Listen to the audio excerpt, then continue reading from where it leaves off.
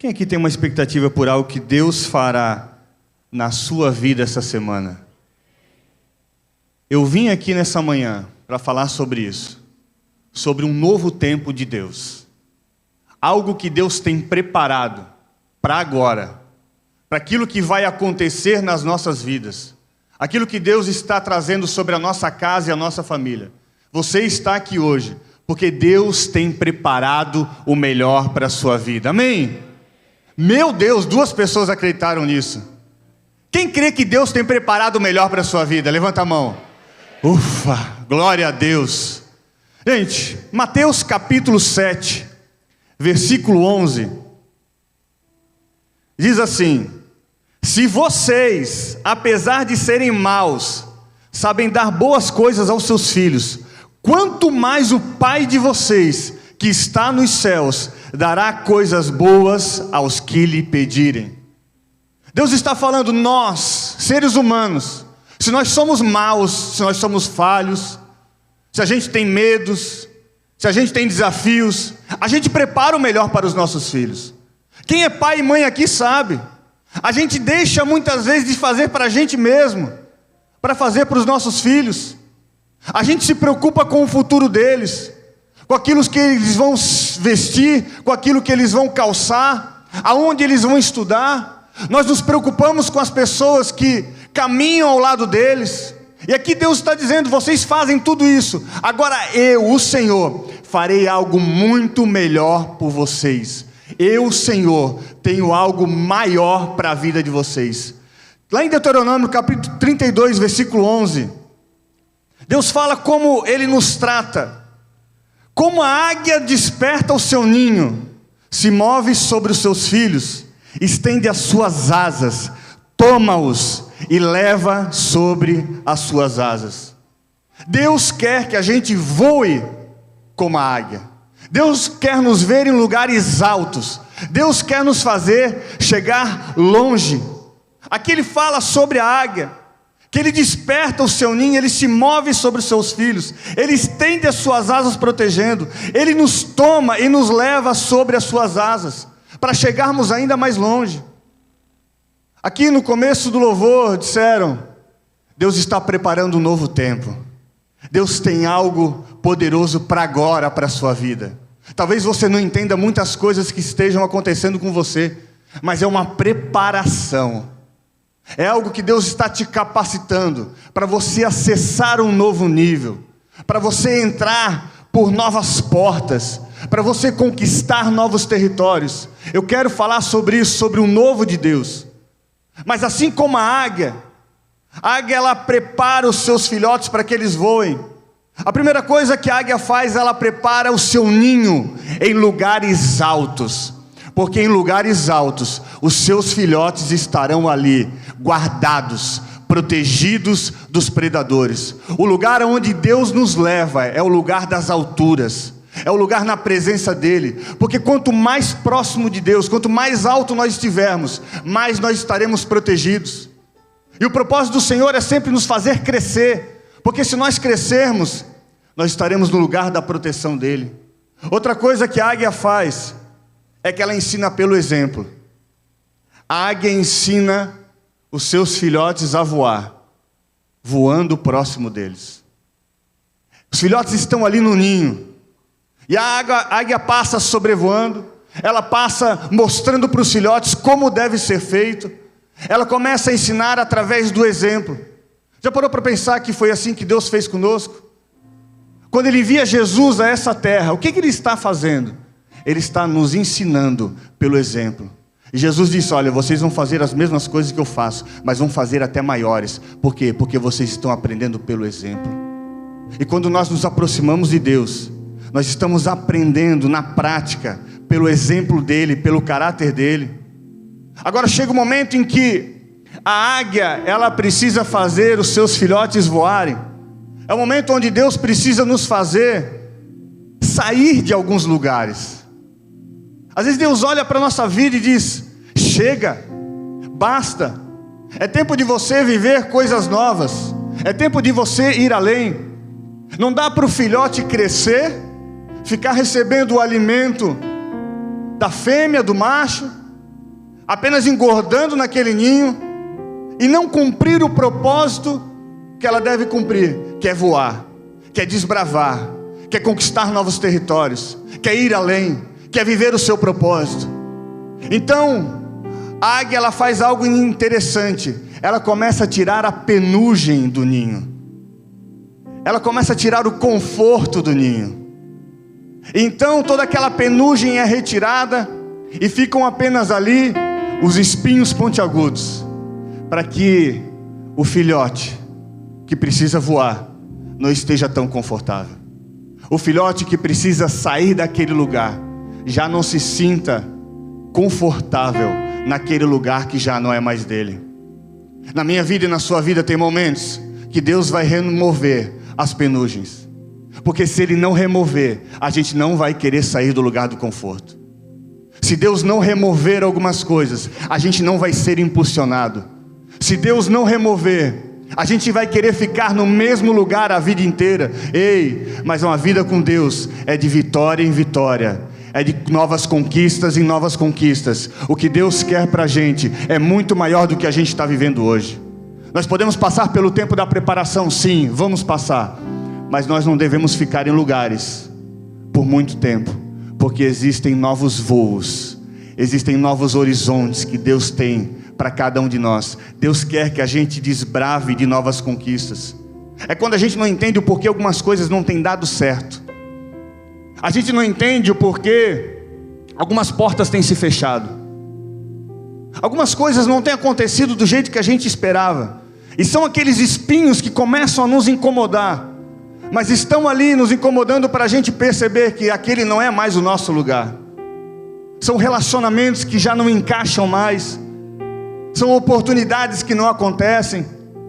São situações que vão se criando e a gente diz: mas como tudo isso está acontecendo agora?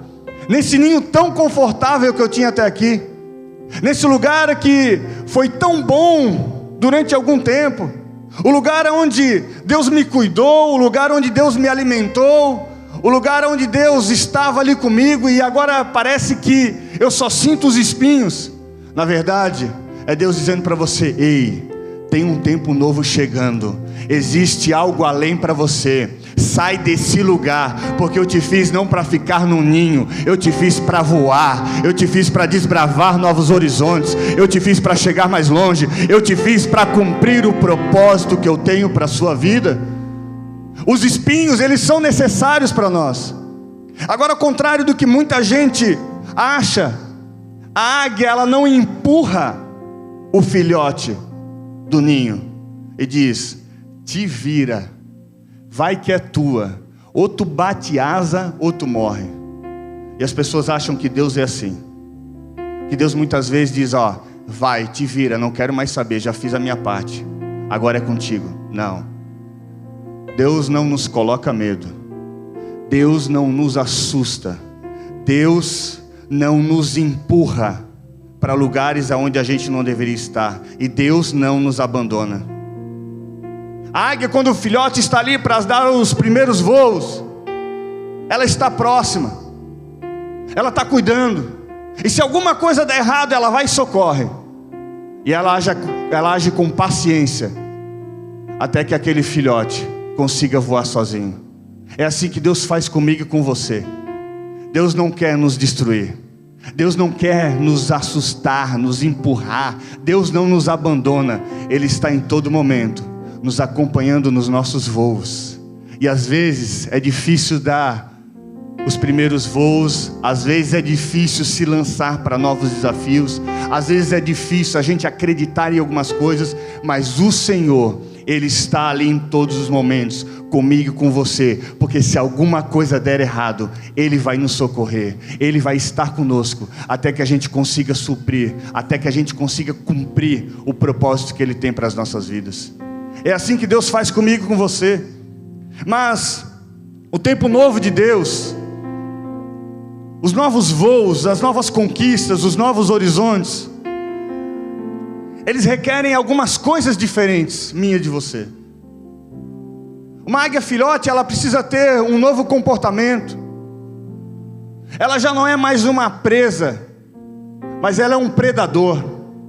Ela não pode mais se comportar como alguém que vive no ninho, mas ela tem que se comportar como alguém que vai criar novos ninhos, alguém que vai voar nas alturas. E a primeira coisa que eu e você precisamos ter para entrarmos no novo tempo é termos novas atitudes. Diga isso: eu preciso de novas atitudes para chegar aonde Deus tem para a minha vida. A Bíblia fala de Pedro. Pedro, ele é chamado pelo Senhor Jesus. Pedro, ele é alcançado pelo Senhor Jesus. E Jesus diz: olha, agora eu vou te fazer pescador de homens. Automaticamente Pedro deixa de ser um pescador para se tornar um discípulo. Ele já não mais lidava com as redes, ele já não mais se preocupava com a maré, ele não estava atento ao tamanho do barco. Por quê? Porque isso já não era mais parte da realidade dele. Pedro passou a ter novas atitudes.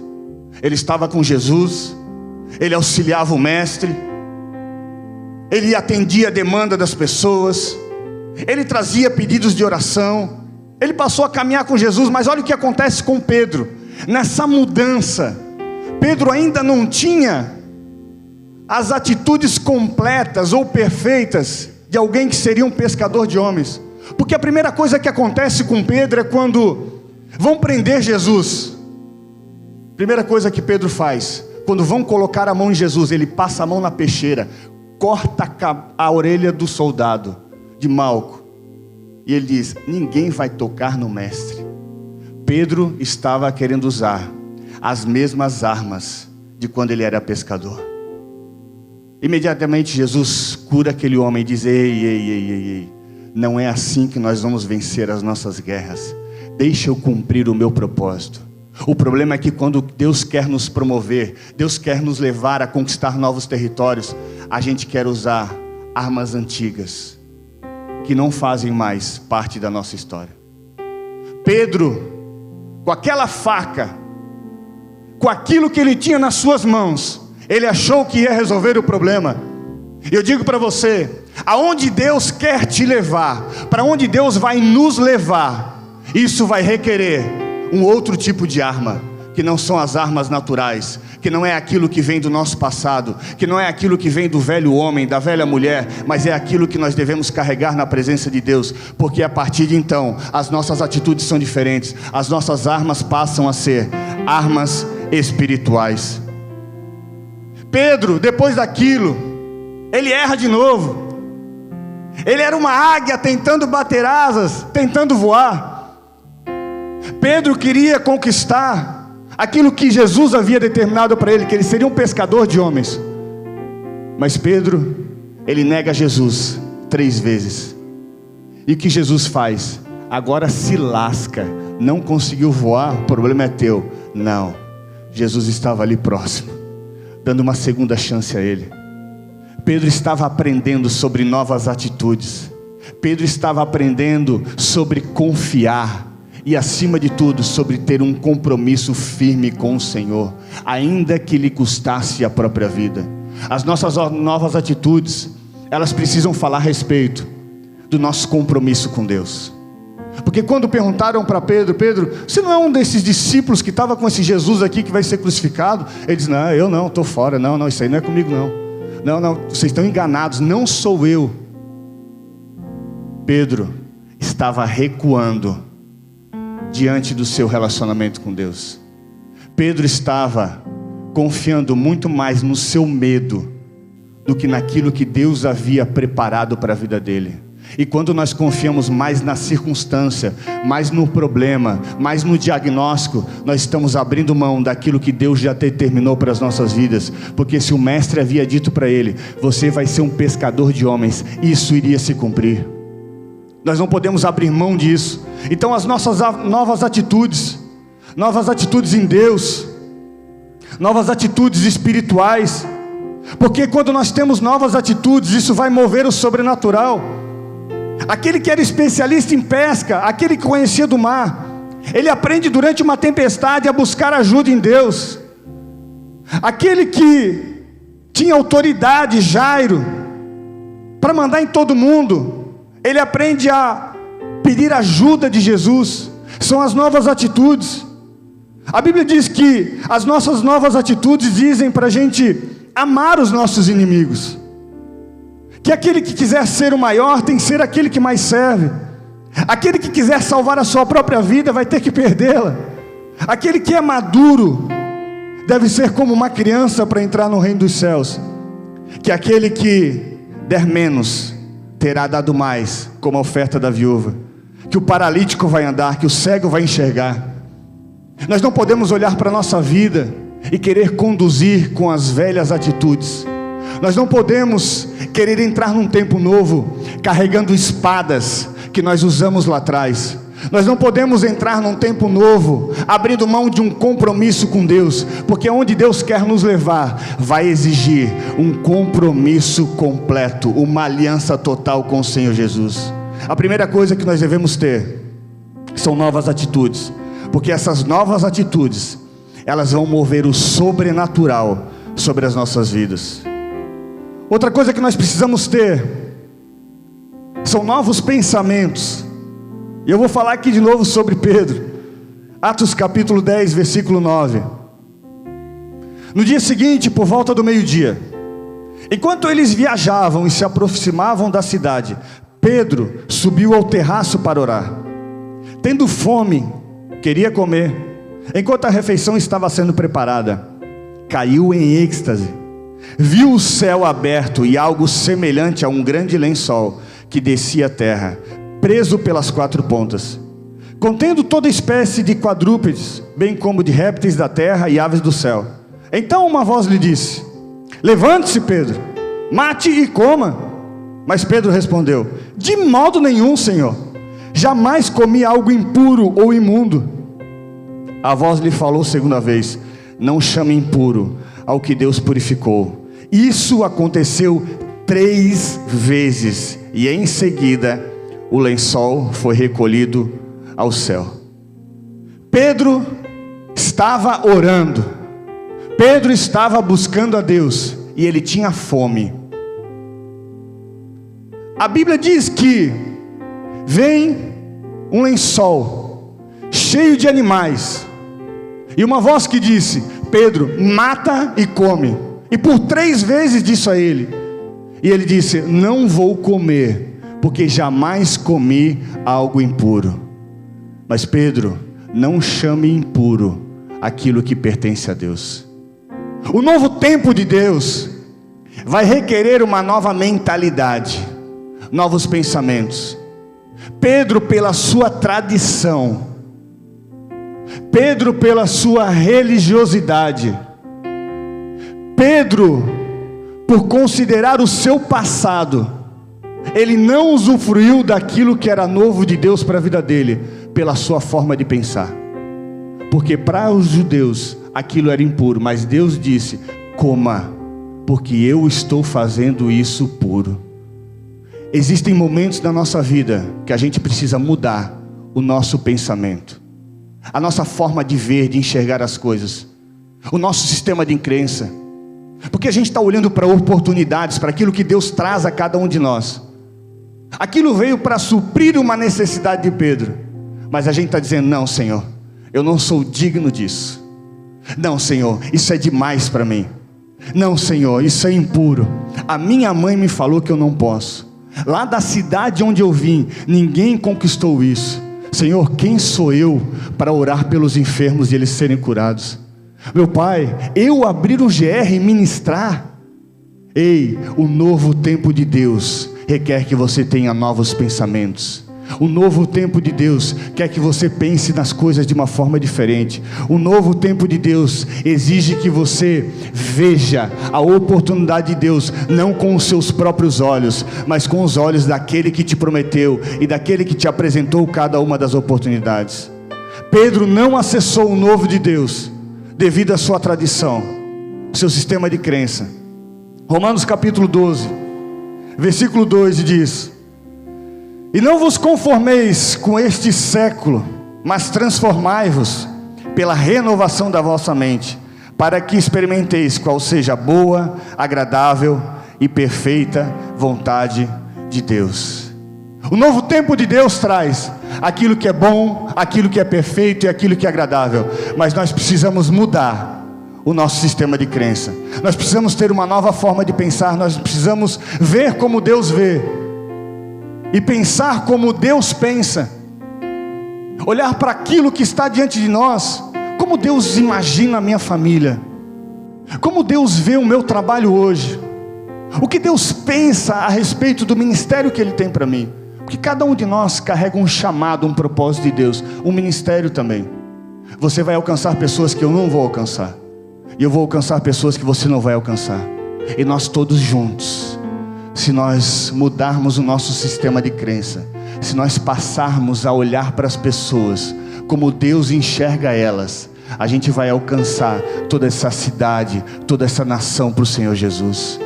Esse novo tempo de Deus. Você pode estar olhando talvez por uma dificuldade na sua vida. Você pode estar olhando para um desafio que você está enfrentando com os olhos naturais. Mas para hoje e pergunta a você e pergunta para o Senhor: Senhor, como o Senhor vê essa situação? Como o Senhor enxerga esse problema?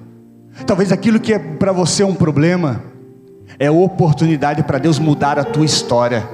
É oportunidade para Deus te promover. É oportunidade para Deus te colocar num novo nível. Por quê? Porque para muitos é apenas mais um gigante, mas para você é a oportunidade de Deus te colocar num nível acima. Olhe para aquilo que Deus vê. Veja da forma que Deus vê. Terceiro, nós precisamos de novos relacionamentos. João capítulo 6, versículo 60. Eu fico imaginando Jesus nessa conversa nos dias de hoje. Muitos dos seus discípulos, tendo ouvido tais palavras, disseram: duro é esse discurso, quem o pode ouvir? E prosseguiu, 65: por causa disto é que vos tenho dito, ninguém poderá vir a mim, se pelo Pai não lhe for concedido. 66: à vista disso, muitos dos seus discípulos o abandonaram e já não andavam com ele. O povo não aguentou a pressão. O povo não suportou as palavras de Jesus. O povo não conseguiu superar as dificuldades para caminhar com Cristo. Porque a conversa com Jesus ela é muito simples. Quer me seguir? Abre mão da tua vida, toma a tua cruz e vem comigo. Você quer conquistar a tua vida? Você vai precisar perder primeiro. E o povo disse: não tem como. Esse homem, ele é muito duro. Aonde está o amor? Que amor é esse? Que não inclui as pessoas. Ei, evangelho não é inclusão. Evangelho é aliança com Cristo. Se você quiser se incluir a Ele, você precisa abrir mão de algumas coisas. E aqui diz que os discípulos, alguns deles, não suportaram a pressão e desistiram de caminhar com Jesus. O novo tempo de Deus exige novos relacionamentos. Tem gente que não vai suportar a pressão de onde Deus vai te levar. Tem gente que vai ficar pelo caminho porque não vai suportar aquilo que Deus fará na tua vida. Ei, sacode as sandálias, sacode a poeira das tuas sandálias e segue em direção ao novo de Deus. Porque tem gente que foi boa por um tempo, mas não é para continuar caminhando com você. Assim como tiveram aqueles que ficaram pelo caminho, tem gente que vai ficar pelo caminho na sua vida. Para de ter uma compaixão desnecessária por pessoas que não podem mais caminhar com você. Jesus pregou a verdade, Jesus deu uma oportunidade àquele povo, mas eles não quiseram. Eles disseram que era demais para eles. Eles disseram que eles não queriam fazer o que devia ser feito. Tem gente que não suporta. Deixa vir aqueles que são de Deus e deixa ir aqueles que não fazem parte desse novo tempo. Para de carência. Tenha a sua identidade bem definida. Porque Jesus não ficou preocupado, mas e agora? E se eu ficar sem nenhum discípulo? Não, Jesus não estava preocupado com isso. Jesus estava preocupado com a missão, o propósito que ele deveria cumprir. E as pessoas certas se juntariam a ele. Nós não fomos chamados para arrastar a todos, porque nem todos querem caminhar da maneira que a gente vai caminhar. Jesus deixou alguns pelo caminho porque eles não quiseram passar pelo processo. Jesus, ele sabia para onde ele estava indo, e não eram as pessoas, mas era o propósito. Entenda que muitas vezes, quando alguém fica pelo caminho, é porque ela não pode fazer parte da tua nova história. Entenda que tem relacionamentos que não são saudáveis para você. Entenda que pessoas acessarão um nível de intimidade contigo e outras não. E você não está deixando de amar, porque se você ama a Deus, você vai seguir em direção ao propósito dele. Você vai dar a oportunidade, você vai pregar, você vai falar do amor. Mas tem gente que não vai suportar. Tem gente que não suporta o que Deus fará na sua vida. Quarto, um novo tempo exige novos lugares, uma nova geografia. Mateus 13, versículo 55 diz: não é este o filho do carpinteiro? O nome de sua mãe não é Maria? E não são os seus irmãos Tiago, José, Simão e Judas? Não estão conosco todas as suas irmãs? De onde, pois, ele obteve todas essas coisas? E ficavam escandalizados por causa dele. Mas Jesus lhes disse: só em sua própria terra, em sua própria casa, é que um profeta não tem honra. E não realizou muitos milagres ali, por causa da incredulidade deles. Houve uma terra, houve um lugar, houve uma geografia que Jesus não pôde desempenhar o propósito dele. Porque eles diziam: mas esse aí não é o filho do Zé e da Maria? Os irmãos dele não estão aqui? Esse rapaz estava jogando bola na rua aqui todos os dias. Como é que ele quer falar de Deus? Como é que ele quer orar pelas pessoas? As pessoas não creram naquilo que ele carregava de Deus. E quando você vai entrar num novo tempo de Deus, existem lugares que não vão receber, lugares em que você não vai poder desempenhar o teu propósito, lugares geográficos, lugares físicos, lugares espirituais, aonde não vão honrar aquilo que você carrega, mas vão dizer para você sobre o teu passado, vão dizer sobre os teus erros, vão querer dizer sobre as tuas falhas. Porque o diabo, ele sempre quer falar sobre o teu passado, quando Deus está tratando sobre o teu futuro. Mas você precisa apresentar a elas o teu futuro, o teu propósito. E tem lugares que você vai ter que se retirar. Tem lugares que não servem para você. Tem lugares que não condizem com os seus princípios, com os seus valores. Por isso Jesus não realizou muitos milagres ali. Havia gente necessitada, havia gente precisando de um milagre, mas Jesus não pôde fazer, porque ele não foi honrado naquele lugar. O lugar onde não honram o teu Deus é o lugar onde você tem que analisar muito bem, para ver se é ali que você deve estar. O lugar onde não honram os teus princípios, os teus valores, o lugar onde zombam do teu Deus, tenha cuidado, para ver se é ali que Deus quer te achar. Você tem que fazer a diferença, mas tem lugares onde não vai haver milagres, porque são lugares onde as portas se fecham para aquilo que é de Deus. Isaías 43, versículo 18: esqueçam o que se foi, não vivam no passado, vejam, estou fazendo uma coisa nova, ela já está surgindo, vocês não percebem?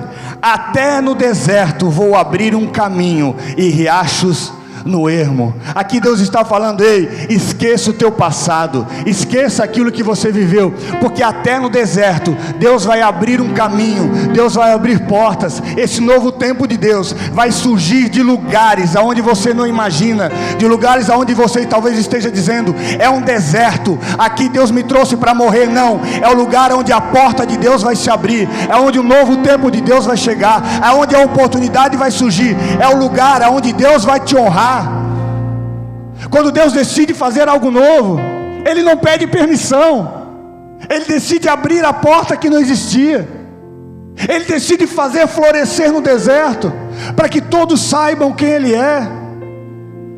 E quinto, o novo de Deus exige de mim e de você novas vestes.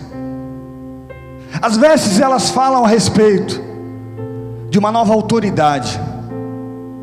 As vestes, elas falam sobre a nossa identidade. Quando o filho pródigo volta para a casa do pai, ele recebe novas vestes. Quando você olha para um médico, através das suas vestes, você já identifica que ele é um médico. Quando você olha para uma determinada profissão, através do uniforme daquela pessoa, você sabe quem ele é, o que ele representa. E quando nós falamos sobre novas vestes, elas trazem um acesso ao novo tempo. A Bíblia conta a história de Esther, e eu vou correr aqui para a gente encerrar. Esther, ela foi escolhida dentre muitas mulheres. Ela era de um povo abaixo, mas o rei decide ter uma nova esposa, e reúnem algumas mulheres, e a Bíblia diz que Esther era muito bonita, e elas eram preparadas para entrar na presença do rei, para que o rei pudesse escolher a nova rainha, para que o rei pudesse decidir quem estaria ao lado dele. E a Bíblia diz que as mulheres vão se preparando para entrar na presença do rei. Mas Esther capítulo 2, eu vou ler só o versículo 15, diz assim: quando chegou a vez de Esther, a moça adotada por Mardoqueu, filha de seu tio Abiail, ela não pediu nada além daquilo que Hegai, oficial responsável pelo harém, sugeriu. Esther agradava a todos os que a viam. Deixa eu te explicar o que aconteceu aqui. As outras mulheres escolheram os vestidos mais bonitos, os melhores perfumes, prepararam seu cabelo, se maquiaram, se produziram conforme a sua própria vontade. Mas aqui a Bíblia diz que Esther, ela seguiu apenas aquilo que o servo do rei disse para ela usar. Ela não quis a cor do seu vestido, ela não escolheu o seu perfume, mas ela disse para o servo do rei o que agrada ao rei. Qual é o perfume que o rei gosta? Qual é a cor preferida do rei? E a Bíblia diz que ela se prepara dessa maneira, não conforme a sua vontade, mas conforme aquilo que agradava ao rei.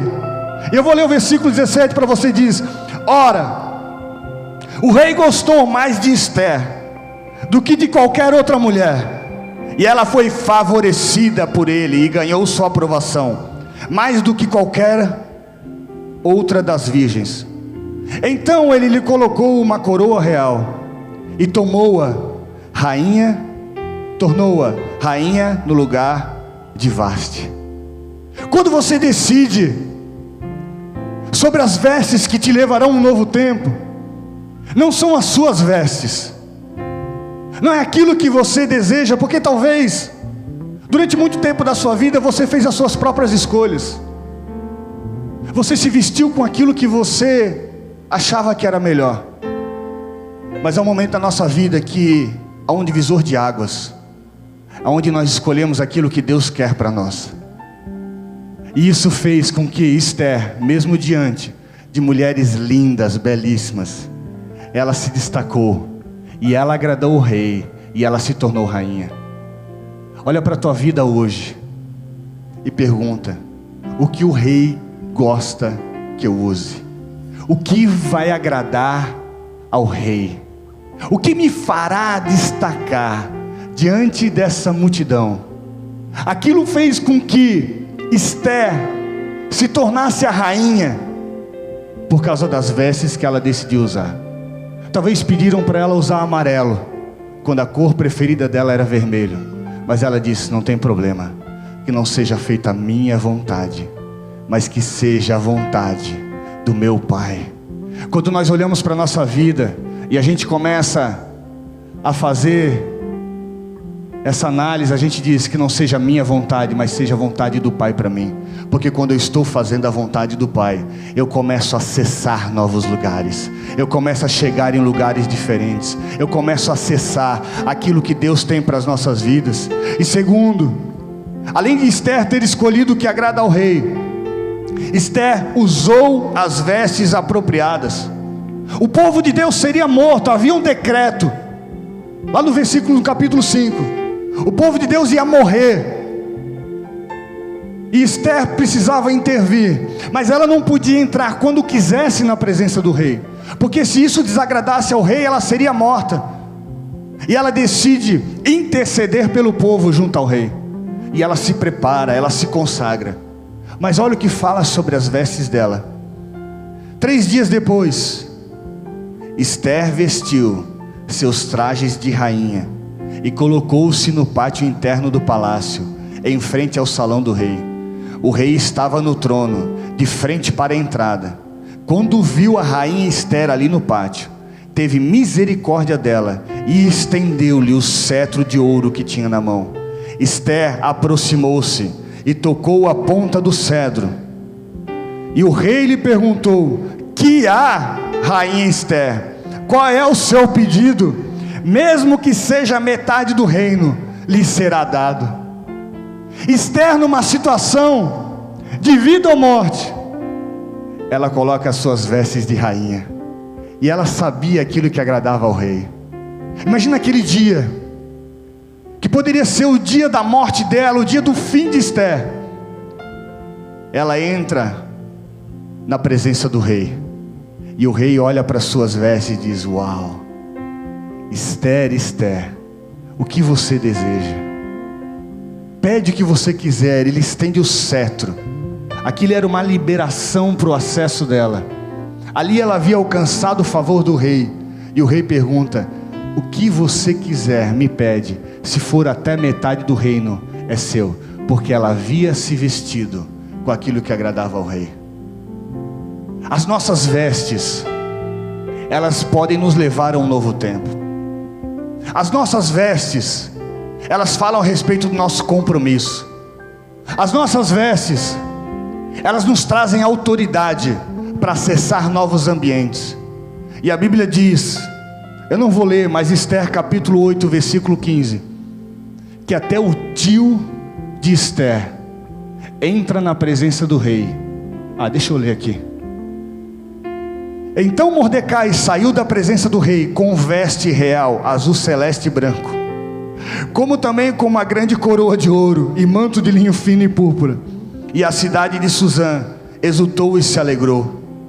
Quando Esther, ela escolhe as suas vestes, quando ela agrada ao rei, quando ela usa as vestes apropriadas, até a sua família é abençoada. Porque quando nós decidimos agradar ao rei, quando nós decidimos fazer a vontade de Deus, até a nossa família é abençoada. Porque as vestes de Mordecai foram mudadas. Ele saiu com vestes reais, ele saiu com uma coroa, por causa da atitude de Esther. Quando nós nos colocamos diante de Deus para viver um novo tempo, nós precisamos nos apresentar de uma nova maneira. Existem vestes que devem ficar no passado, mas existem vestes novas que nós precisamos usar.